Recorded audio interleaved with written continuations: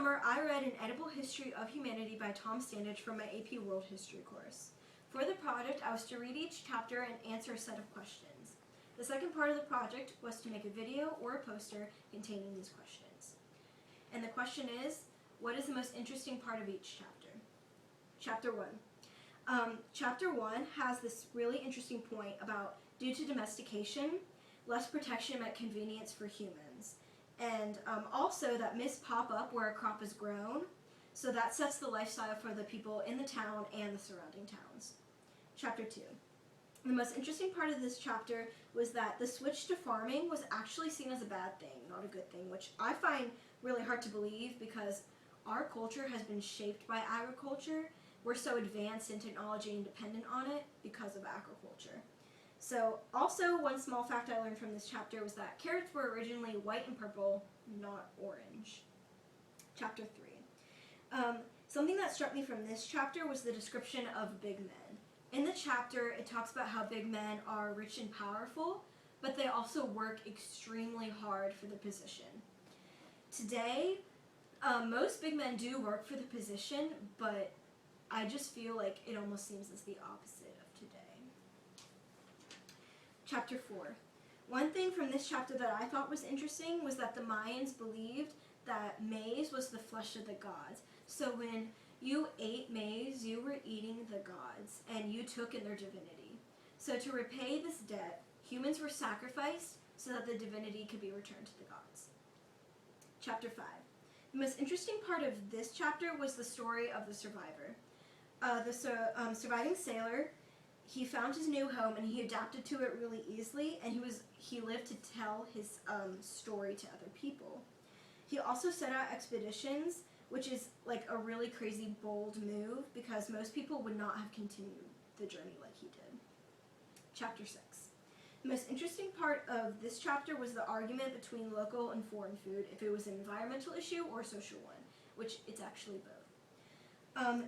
Back then, people didn't care if the food was local or foreign. They would just buy it because it was food. But today, people refuse to buy foreign food. They'd rather have local food. Chapter 7. The most interesting part of this chapter was that potatoes were actually looked down upon during this time, but randomly people saw it as a blessing because they were forced to depend on the potatoes. Also, because of the potato, people were allowed to move around to different countries because the potato was able to adapt to new conditions. So people could buy different foods and spices and experience different lifestyles. Chapter 8.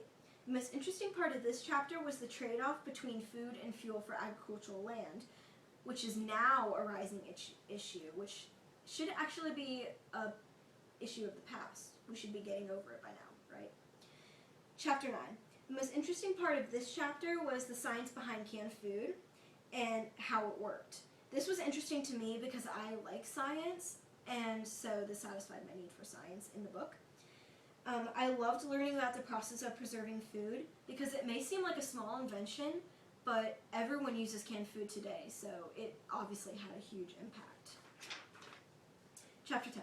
The most interesting part of this chapter was that food could be used for protests against companies and governments.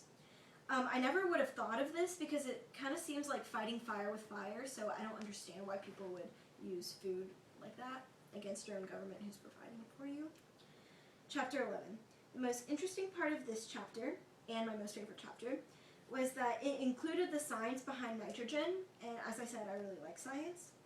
In this chapter, it specifically discusses the structure of nitrogen, its common uses, and the mysteries behind it. Chapter 12. The most interesting part of this chapter was that it talks about the predictions of population in the future. So like in 2075, it's estimated to be 9.2 billion people in the world. That is a lot of people. So the last question for this video is, would you recommend the book? Why or why not? So I would definitely recommend the book for anyone who likes the genre. It's really easy to understand for everyone. Like certain chapters I read to my family and they were able to understand it. And also the book has a swift flow from chapter to chapter, so I really liked that. The book contains elements that everyone would enjoy. So like if you like science, there's parts for science, history, parts for history, so as a combination of genres. Tom Standage has a great writing style, and because of that style, the book really felt like a story rather than just a bunch of history